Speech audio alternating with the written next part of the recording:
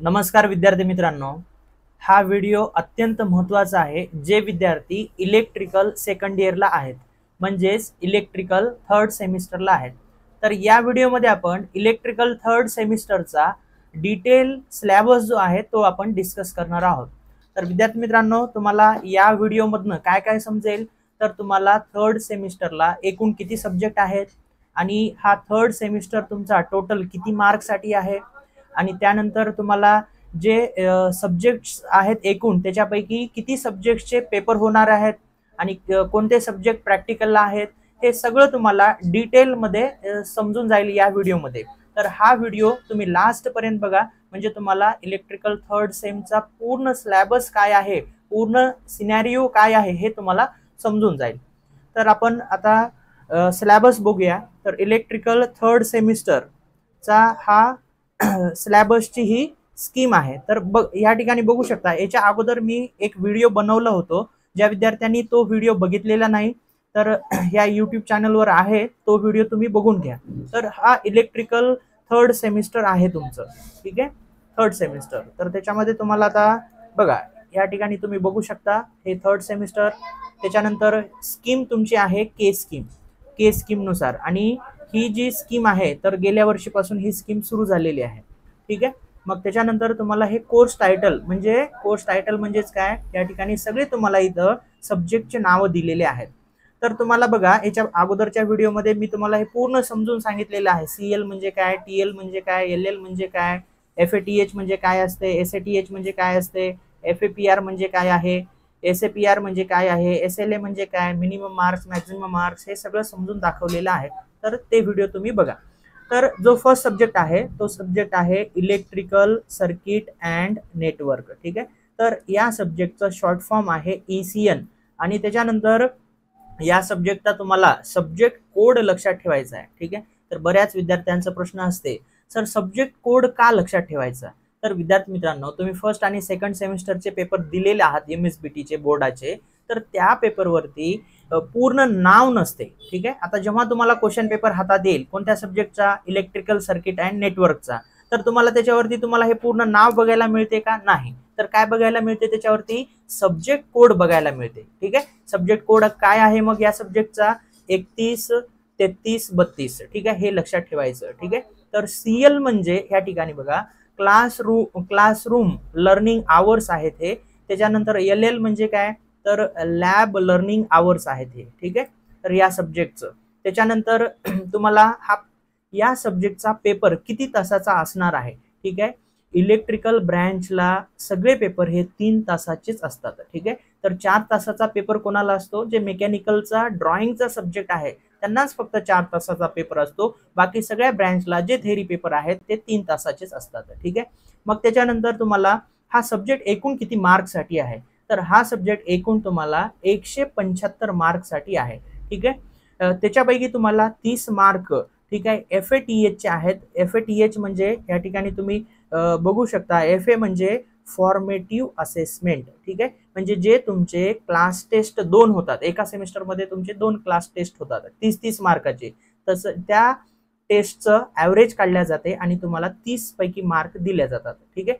आणि SATH म्हणजे काय, समेटिव्ह असेसमेंट, ठीक आहे. समेटिव्ह असेसमेंट किती मार्कचा आहे, समेटिव्ह असेसमेंट बघू शकता इथं बघा. समेटिव्ह असेसमेंट जो आहे, एक मिनिट,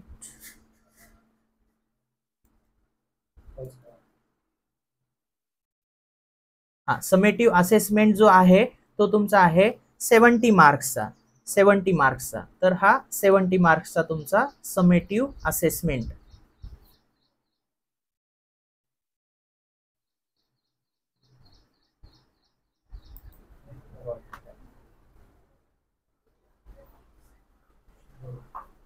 हा, तर चला आपण ह्या ठिकाणी बघा, हा जो समेटिव्ह SATH म्हणजे काय आहे, समेटिव्ह असेसमेंट, ठीक आहे. हा 70 मार्कचा तुमचा थिअरॉटिकल पेपर होणार आहे. म्हणजे एकूण किती मार्क झाले, हे 30 आणि 70 म्हणजे हे 100 मार्क झाले. आणि त्यानंतर FAPR म्हणजे फॉर्मेटिव्ह असेसमेंट प्रॅक्टिकल, हे किती मॅक्सिमम किती मार्कसाठी आहे, हे आहे 25 मार्कसाठी, ठीक आहे. त्याच्यापैकी मिनिमम तुम्हाला किती मार्क पाहिजे, 10 मार्क पाहिजे. ठीक आहे. त्याच्यानंतर SAPR समेटिव्ह असेसमेंट प्रॅक्टिकल हे किती मार्कसाठी आहे? हे आहे 50 मार्कसाठी. ठीक आहे. बघा ह्या ठिकाणी 50 हॅश दिलेले आहे. तर हॅशचं मिनिंग काय आहे इथं आहे बघा. जर हॅश असेल तर ह्या ठिकाणी एक्सटर्नल असेसमेंट आणि @ असेल तर इंटरनल असेसमेंट आणि स्टार आणि हॅश असेल तर ऑनलाईन एक्झामिनेशन आणि @ आणि डॉलरचं जर साइन असेल तर इंटरनल ऑनलाईन एक्झामिनेशन. ठीक आहे. म्हणजे आता जिथं जिथं बघा ह्या ठिकाणी @ आलेलं आहे, इथं @ आहे, इथं हॅश आहे. ठीक आहे. तर हे तुम्हाला लगेच ओळखता यायला पाहिजे की म्हणजे ह्याची कशी एक्झाम होणार आहे हे आपल्याला ह्या स्टार वरनं किंवा हॅश वरनं किंवा @ वरनं ओळखता येते. ठीक आहे. तर अशा टाईपचे तुम्हाला हे 50 आणि हे 25 म्हणजे प्रॅक्टिकलला या सब्जेक्टला एकूण 75 मार्क आहेत आणि हे 30 आणि 70 100 मार्क म्हणजे असे एकूण 175 मार्कसाठी हा सब्जेक्ट आहे. ठीक आहे. मग आता त्यानंतर तुम्हाला प्रश्न पडला असेल सर ह्या सब्जेक्टमध्ये आपल्याला काय काय लर्न करायचं आहे. ठीक आहे. तर आता बघा मेन म्हणजे तुमचं इलेक्ट्रिकल थर्ड सेम स्टार्ट झालेला आहे. म्हणजे तुम्हाला प्युअर इलेक्ट्रिकल इंजिनिअरिंगचे सब्जेक्ट तुम्हाला या सेमिस्टर पासून ते लास्ट सेमिस्टर पर्यंत म्हणजे 6व्या सेमिस्टर पर्यंत शिकायला मिळणार आहे. म्हणजे या सब्जेक्टमध्ये जसं तुम्हाला FEE सब्जेक्ट होता. ठीक आहे. फंडामेंटल ऑफ इलेक्ट्रिकल इंजिनिअरिंग त्याच्यामध्ये जे बेसिक कन्सेप्ट होते त्याच्या समोरचा हा सब्जेक्ट आहे इलेक्ट्रिकल सर्किट अँड नेटवर्क. ठीक आहे. तर ह्याच्यामध्ये तुम्हाला सिंगल फेज सर्किट, त्याच्यानंतर 3 फेज सर्किट आणि त्याच्यानंतर वेगवेगळे थेरम्स आहेत. हे सगळं तुम्हाला याच्यामध्ये डिटेलमध्ये स्टडी करायचं आहे. आणि हा सब्जेक्ट जो आहे थेरी प्लस प्रॉब्लेमॅटिक सब्जेक्ट आहे.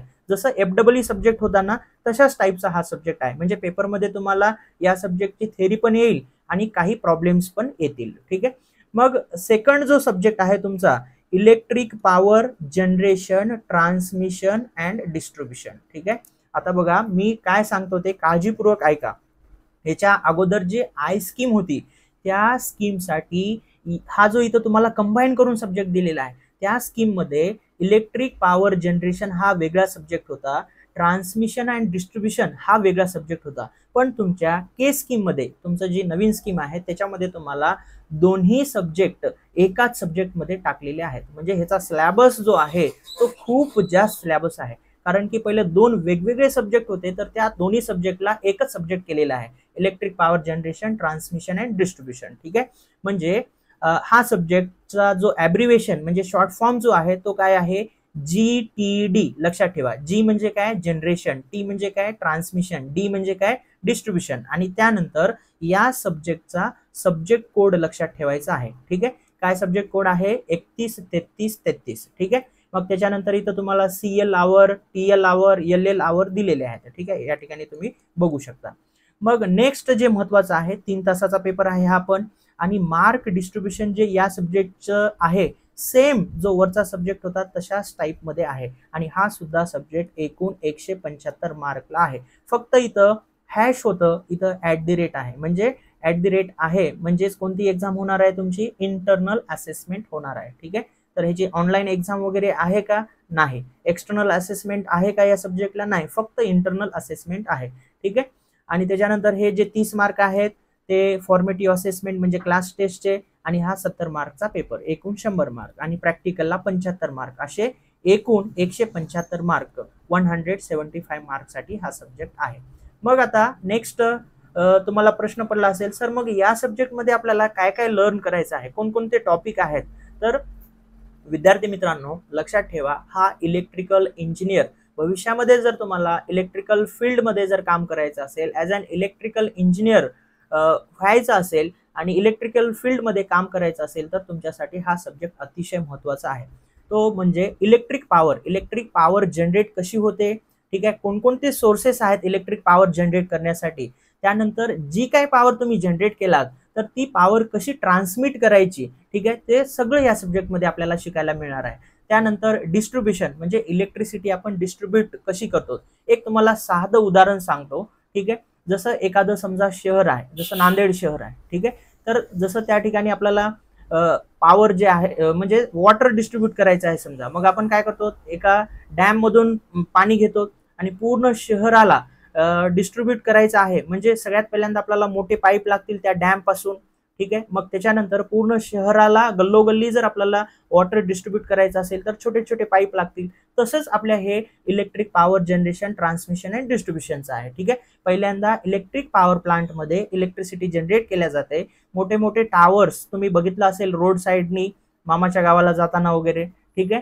तर त्या ट्रान्समिशन टावरनी आपण इलेक्ट्रिसिटी ट्रान्समिट करतो. मग त्याच्यानंतर तुमच्या गल्लीमधले वगैरे पोल तुम्ही बघितलं असेल, त्या पोल थ्रू आपण इलेक्ट्रिसिटी काय करतो, डिस्ट्रीब्यूट करतो. तर हे सगळं डिटेलमध्ये या सब्जेक्टमध्ये आपल्याला लर्न करायचं आहे. त्यानंतर अतिशय महत्त्वाचा आणि तुमच्यासाठी टफ सब्जेक्ट आहे इलेक्ट्रिकल अँड इलेक्ट्रॉनिक्स मेजरमेंट. ठीक आहे. का टफ म्हणतोय मी, कारण की ह्याच्यामध्ये इतके सारे मीटर्स आहेत आणि ते सगळे मीटर्स तुम्हाला डिटेलमध्ये स्टडी करायचे आहेत, त्याचे डायग्राम्स आहेत. त्याच्यामुळं हा सब्जेक्ट तुमच्यासाठी थोडा टफ आहे. तर हा सब्जेक्टचं नाव आहे इलेक्ट्रिकल अँड इलेक्ट्रॉनिक्स मेजरमेंट. आता सगळ्यात पहिल्यांदा इलेक्ट्रिकल म्हणजे काय, इलेक्ट्रॉनिक्स म्हणजे काय, मेजरमेंट म्हणजे काय हे समजून घेऊया आपण. इलेक्ट्रिकल म्हणजे जे काही इलेक्ट्रिकल मध्ये आपल्या इलेक्ट्रिकल पॉवर सिस्टीम मध्ये वेगवेगळ्या ठिकाणी जे आपल्याला मीटर्स लागतात. ठीक आहे. आता हे मीटर्स कशासाठी यूज करतो आपण, तुम्हाला एक साधं एक्झाम्पल सांगतो. तुमच्या घरी एनर्जी मीटर असेल, एनर्जी मीटरनी काय करता तुम्ही, आपण घरी जेवढी एनर्जी कंझ्युम करतो त्या मीटरवरती त्या रिडिंग्स येतात. म्हणजे आपल्याला आपण किती इलेक्ट्रिसिटी यूज केलो, किती लाईट आपण यूज केलो त्याच्यानुसार आपल्याला बिल येते. ठीक आहे. तसंच आपल्या इलेक्ट्रिकल पॉवर सिस्टीम मध्ये वेगवेगळे पॅरामीटर मोजण्यासाठी, जसं व्होल्टेज आहे, करंट आहे, ठीक आहे, फ्रिक्वेन्सी आहे, पॉवर आहे, हे सगळं मोजायचं असेल तर आपल्याला वेगवेगळे मीटर्स लर्न करावं लागतात आणि वेगवेगळे मीटर्स आपल्याला लागतात. तर ते मीटर्स आपल्याला डिटेलमध्ये या सब्जेक्टमध्ये लर्न करायचे आहेत. मग ते मीटर्स मध्ये जे इंटरनल त्याचं कन्स्ट्रक्शन असते, इंटरनल त्याचे जे पार्ट्स असतात ते असतात पार्ट्स इलेक्ट्रॉनिक्स पासून बनवलेले. ठीक आहे. इलेक्ट्रॉनिक्स कंपोनंट पासून बनवलेले. ठीक आहे. मेजरमेंट म्हणजे काय, मोजमाप करणे, जसं व्होल्टेज मोजतो आपण, करंट मोजतो, पॉवर मोजतो, हे सगळं या सब्जेक्टमध्ये आपल्याला स्टडी करायचं आहे. ठीक आहे. ह्याचा ॲब्रिव्हिएशन म्हणजे शॉर्ट फॉर्म काय आहे, EEM. त्यानंतर याचा सब्जेक्ट कोड काय आहे, 313334. ठीक आहे. तर ह्या सब्जेक्टचं सुद्धा जे मार्क डिस्ट्रीब्युशन स्कीम आहे, सेम जे अगोदर आपण वरती बघितलेलं आहे इलेक्ट्रिक सर्किट अँड नेटवर्क किंवा इलेक्ट्रिक पॉवर जनरेशनचं, सेम तसंच आहे. फक्त ह्या ठिकाणी हॅश आहे. हॅश म्हणजे एक्सटर्नल असेसमेंट. ठीक आहे. आणि हा सुद्धा सब्जेक्ट तुम्हाला 175 मार्कसाठी आहे. ठीक आहे. बघा, हे तिन्ही सब्जेक्टची एक्झाम होणार आहे आणि 3 तासाचा पेपर आहे. ठीक आहे. तिन्ही सब्जेक्टचे 70 मार्कचे 3 पेपर होणार आहेत. ठीक आहे. आता त्याच्यानंतर जो फोर्थ सब्जेक्ट आहे, मोस्ट इम्पॉर्टंट सब्जेक्ट तुमचा, फंडामेंटल ऑफ पॉवर इलेक्ट्रॉनिक्स. ठीक आहे. Fundamental of power electronics. याच्या अगोदरच्या ज्या स्कीम होत्या त्यांना हा सब्जेक्ट 5व्या सेमिस्टरला असायचा. ठीक आहे. पण तुम्हाला हा सब्जेक्ट 3ऱ्या सेमिस्टरलाच दिलेला आहे. त्याच्यामुळं हा सब्जेक्ट तुम्हाला टफ जाऊ शकतो. ठीक आहे. कारण की डायरेक्ट तुम्हाला जस्ट तुम्ही मागच्या सेमिस्टरला EOE लर्न केलेला आहे, एलिमेंट्स ऑफ इलेक्ट्रॉनिक्स, तर त्याच्या समोरचा हा सब्जेक्ट आहे. त्याचं बेसिक जे नॉलेज आहे ते असेल तरच आपल्याला हे सब्जेक्ट डिटेलमध्ये व्यवस्थित समजते. ठीक आहे. पण ह्या ठिकाणी पॉवर वर्ड आला. पॉवर म्हणजे इलेक्ट्रिकलमध्ये product of voltage into current. ठीक आहे. तर हे पॉवरचं मिनिंग आहे. म्हणजे आपण इलेक्ट्रिक पॉवर सिस्टीम मध्ये जे काही सबस्टेशन्स असतील, त्याच्यानंतर जनरेटिंग स्टेशन्स असतील किंवा ट्रान्समिशन लाईन्स असतील, तर ह्या ठिकाणी आपण वेगवेगळे मीटर्स म्हणा किंवा वेगवेगळे पॅरामीटर्स आपल्याला मेजर करायचे असेल किंवा अनालिसिस करायचं असेल तर ह्या पॉवर इलेक्ट्रॉनिक्सचा यूज आपल्याला होतो. ठीक आहे. तर ह्या सब्जेक्टमध्ये तुम्हाला हे फंडामेंटल ऑफ पॉवर इलेक्ट्रॉनिक्समध्ये तर म्हणजे वेगवेगळे जे पॉवर इलेक्ट्रॉनिक्स रिलेटेड पॅरामीटर्स आहेत ते सगळं आपल्याला स्टडी करायचं आहे. तर या सब्जेक्टचा जो ॲब्रिव्हिएशन आहे ते आहे FPE. F म्हणजे काय, फंडामेंटल, P म्हणजे काय, पॉवर, आणि E म्हणजे काय, इलेक्ट्रॉनिक्स. त्यानंतर तुम्हाला लक्षात काय ठेवायचं आहे, याचा सब्जेक्ट कोड 313335. ठीक आहे. हे सब्जेक्ट कोड तुम्ही लक्षात ठेवा. आणि त्यानंतर या सब्जेक्टचा सुद्धा 3 तासाचा पेपर होणार आहे. ठीक आहे. मार्क डिस्ट्रीब्युशन जे अगोदरचे सब्जेक्ट आपण बघितलो, ठीक आहे, तशाच टाईपचं मार्क डिस्ट्रीब्युशन आहे. फक्त इथं @ लिहिलेलं आहे.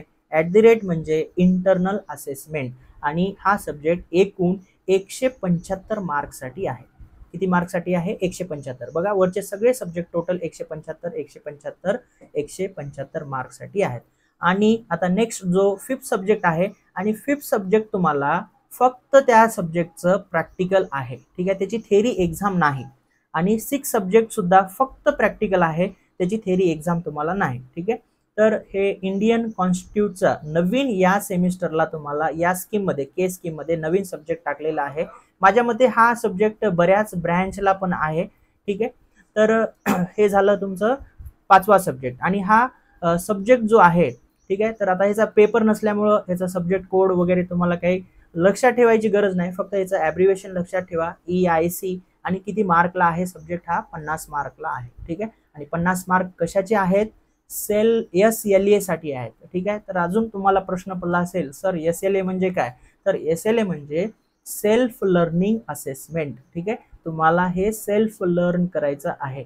त्याचे आवर्स आहेत बघा. क्लासरूम लर्निंग म्हणजे तुमचा थेअरीचा क्लास 1 होईल, त्याच्यानंतर सेल्फ लर्निंगसाठी तुम्हाला आठवड्यामधनं 1 तास द्यायचा आहे, आणि पर वीक तुम्हाला ह्याच्यासाठी 2 आवर्स द्यायचे आहेत. ठीक आहे, तर हे झालं तुमचं इंडियन कॉन्स्टिट्यूशन. ठीक आहे, तर हा 50 मार्कला. आणि जो 6 सब्जेक्ट आहे, आता हा 6 सब्जेक्ट जो आहे, तर आय स्कीम मध्ये ह्याचा सुद्धा पेपर होता, 70 मार्कचा पेपर होता, आणि या सब्जेक्टला आय स्कीम मध्ये 200 मार्क होते. ठीक आहे, तर आता मेन तुम्हाला फायदा काय झालेला आहे? जो 6वा सब्जेक्ट आहे, electrical material and wiring practice. ठीक आहे, तर या सब्जेक्टची तुम्हाला के स्कीम नुसार 3rd सेमिस्टरला ह्याची एक्झाम नाही, फक्त इंटरनल तुम्हाला आहेच. ठीक आहे, जे काही सब्जेक्ट टीचर असतील, तुम्हाला जे काही प्रॅक्टिकल्स करायला होतील, जे काही तुम्हाला टर्म वर्क लिहायला देतील, ते सगळं कंप्लीट करायचं. आणि त्याचे तुम्हाला किती मार्क्स आहेत? 100 मार्क आहेत. ठीक आहे, तर आणि या सब्जेक्टचा ॲब्रिव्हिएशन म्हणजे शॉर्ट फॉर्म काय आहे? EMW.